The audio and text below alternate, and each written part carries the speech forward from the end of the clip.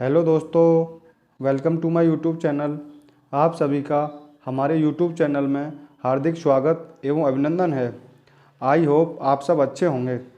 तो आज का जो हमारा टॉपिक रहने वाला है भारतीय संविधान एवं राज्य व्यवस्था का टॉपिक रहने वाला है, जो बहुत ही जिसमें हम चैप्टर नंबर 6 डिस्कस कर रहे थे। तो बहुत ही शानदार, बहुत ही महत्वपूर्ण होने वाला है, यानी परीक्षा की दृष्टि से आज का जो टॉपिक है बहुत ही महत्वपूर्ण रहने वाला है। तो आप सभी को गुड इवनिंग, राधे राधे, राम राम। तो आज का जो हमारा मोटिवेशन है, तुम्हें कौन रोक सकता है, तुम एक ऐसी चिंगारी हो। तुम्हें कौन रोक सकता है, तुम एक ऐसी चिंगारी हो कि तुम दिल से ठान लो तो तुम्हारे लिए दुनिया में असंभव कुछ भी नहीं है। यदि तुम दिल से ठान लो तो तुम्हारे लिए दुनिया में कुछ भी असंभव नहीं है। यानी यदि तुम एक ऐसी चिंगारी हो जो तुम ठान लो, यदि दिल से ठान लो, तो आपके लिए कोई भी काम असंभव नहीं है। तो चलते हैं अपने आज के टॉपिक पर।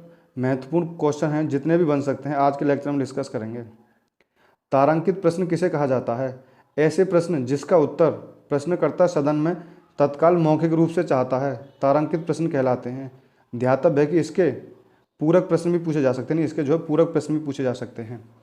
तारांकित और अतारांकित प्रश्नों को पूछने के लिए कितने दिन पूर्व इसकी सदन को सूचना दे दी जानी चाहिए? यानी सदन को 10 दिन पूर्व सूचना दे दी जानी चाहिए।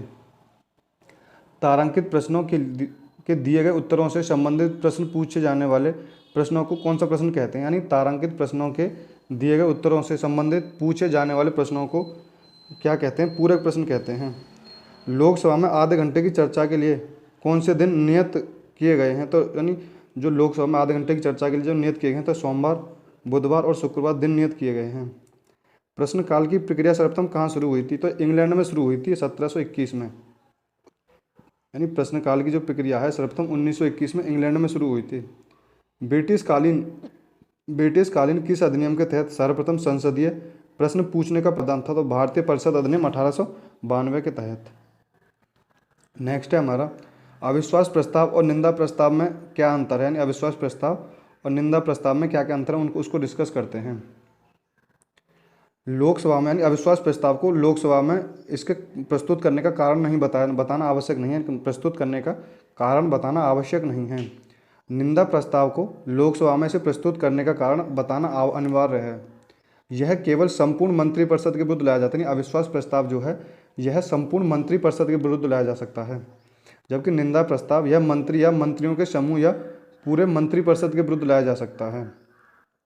अविश्वास प्रस्ताव जो है इसे मंत्रिपरिषद में लोकसभा के विश्वास का निर्धारण हेतु लाया जाता है। यानी अविश्वास प्रस्ताव को मंत्रिपरिषद में लोकसभा के विश्वास के निर्धारण हेतु लाया जाता है, जबकि निंदा प्रस्ताव यह मंत्रिपरिषद की कुछ नीतियों या कार्यों के विरुद्ध निंदा के लिए लाया जाता है।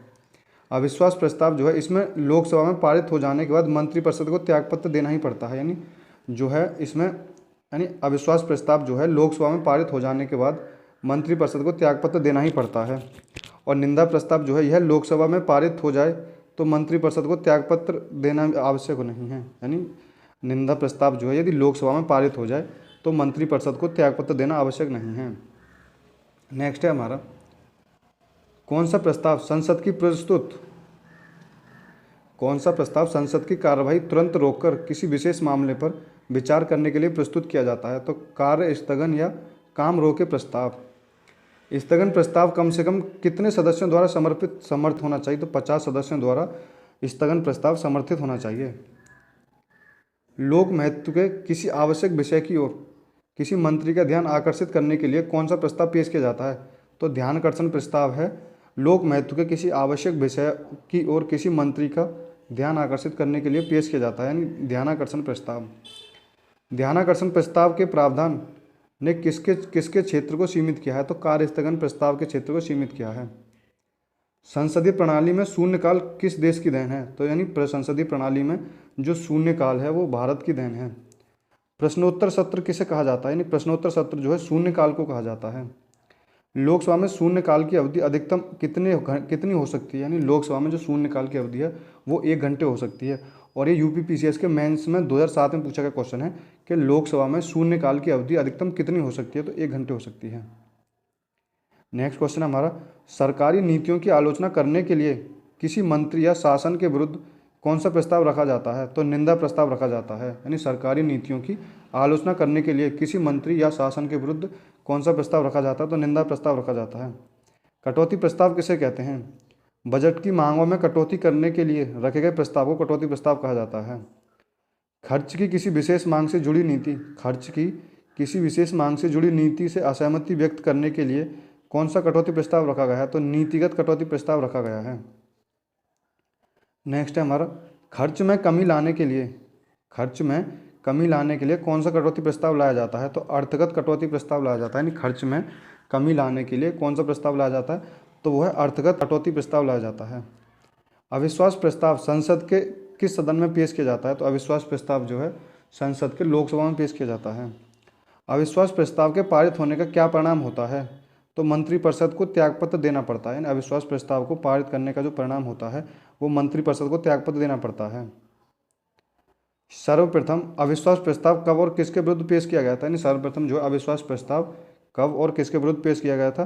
तो 1973 में पंडित जवाहरलाल नेहरू मंत्रिपरिषद के विरुद्ध पेश किया गया था। सर्वप्रथम जो अविश्वास प्रस्ताव 1963 में पंडित जवाहरलाल नेहरू मंत्रिपरिषद के विरुद्ध पेश किया गया था।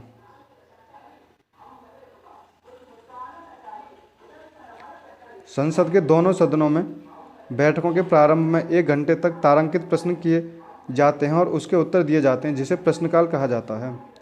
प्रश्न 3 प्रकार के होते हैं, तारांकित प्रश्न और अतारांकित प्रश्न और अल्प सूचना प्रश्न। तारांकित प्रश्न के सदन में मौखिक उत्तर दिए जाते हैं और पूरक प्रश्न पूछे जा सकते हैं। नेक्स्ट हमारा प्रश्नकाल के ठीक बाद का समय, प्रश्नकाल के ठीक बाद का समय शून्यकाल के नाम से जाना जाता है। 12 बजे से प्रारंभ होने के कारण इस नाम से जाना जाता है। संसदीय प्रक्रिया में शून्यकाल भारत की देन है। कटौती प्रस्ताव 3 प्रकार के होते हैं, नीति निरनुमोदित कटौती, मित व्ययता कटौती और संकेतिक कटौती। यदि लोकसभा में कटौती प्रस्ताव पारित हो जाता है तो मंत्रिपरिषद को त्यागपत्र देना पड़ता है। यदि लोकसभा में कटौती प्रस्ताव पारित हो जाता है तो मंत्रिपरिषद को त्यागपत्र देना पड़ता है। अविश्वास प्रस्ताव सर्वप्रथम 1963 में आचार्य कृपलानी द्वारा प्रधानमंत्री पंडित जवाहरलाल नेहरू के विरुद्ध लाया गया था। सर्वप्रथम विश्वास प्रस्ताव 1979 में प्रधानमंत्री चौधरी चरण सिंह द्वारा लाया गया था। धन्यवाद प्रस्ताव राष्ट्रपति द्वारा विशेष अभिभाषण करने पर उन्हें धन्यवाद देने के लिए लाया जाता है। नेक्स्ट है हमारा लेखानुदान का अनुच्छेद 116 के तहत विशेष प्रावधान किया गया है, जिसके द्वारा लोकसभा को शक्ति दी गई है कि वह बजट की प्रक्रिया पूरी करने तक किसी वित्त वर्ष के एक भाग के लिए पेशगी अनुदान दे सकती है। साधारणतः समूचे वर्ष के लिए अनुमानित व्यय के 1/6 भाग के बराबर 2 मास के लिए राशि का लेखानुदान किया जाता है। नेक्स्ट है हमारा संकल्प यानी रिजोल्यूशन क्या होता है, इसको डिस्कस करते हैं। रिजोल्यूशन संसदीय प्रक्रिया में संकल्प यानी रिजोल्यूशन महत्वपूर्ण प्रस्तावों का एक ही संक्षिप्त रूप है जिसमें अत्यधिक महत्वपूर्ण विषय वस्तु समाहित होते हैं। इसके महत्व एवं विशिष्टता के कारण प्रत्येक संकल्प पर मत विभाजन अनिवार्य रूप से करवाया जाता है, जबकि प्रस्ताव पर ऐसा कराना आवश्यक नहीं होता है। संकल्प को सदन में सरकारी सदस्यों द्वारा सप्ताह के पहले 4 दिनों तथा किसी भी दिन सप्ताह के पहले 4 दिन सोमवार से गुरुवार तक किसी भी दिन लाया जा सकता है, जबकि गैर संसदीय सदस्यों को संकल्प लाने के लिए शुक्रवार को दिन आरक्षित है। यानी जो गैर सदस्यीय सदस्यों के संकल्प लाने के लिए वो शुक्रवार का दिन आरक्षित है। साधारणतः गैर सरकारी सदस्यों के संकल्प पर चर्चा दोपहर के बाद की बैठक में अंतिम ढाई घंटे के लिए की जाती है। यानी जो गैर सरकारी सदस्यों के संकल्प पर चर्चा दोपहर के बाद के बैठक की अंतिम 2.5 घंटे में किए जाने की परंपरा है, यानी अंतिम जो 2.5 घंटे में किए जाने की परंपरा है। तो ये थे हमारे आज के लेक्चर के क्वेश्चन। आई होप आपको हमारा लेक्चर अच्छा लगा होगा। लेक्चर अच्छा लगा हो तो लाइक करें, कमेंट करें और ज़्यादा से ज़्यादा अपने दोस्तों में शेयर करें। और अभी तक हमारे चैनल पर नए हैं तो हमारे चैनल को सब्सक्राइब करें, बेल आइकन को क्लिक करें, जिससे कि आने वाले हर एक लेक्चर का नोटिफिकेशन आपको समय अनुसार मिल सके। और जो हमारी सीरीज चल रही है भारतीय संविधान और राज्य व्यवस्था की, इसका आप लाभ उठा सकें। Thank you guys. जय हिंद, जय भारत।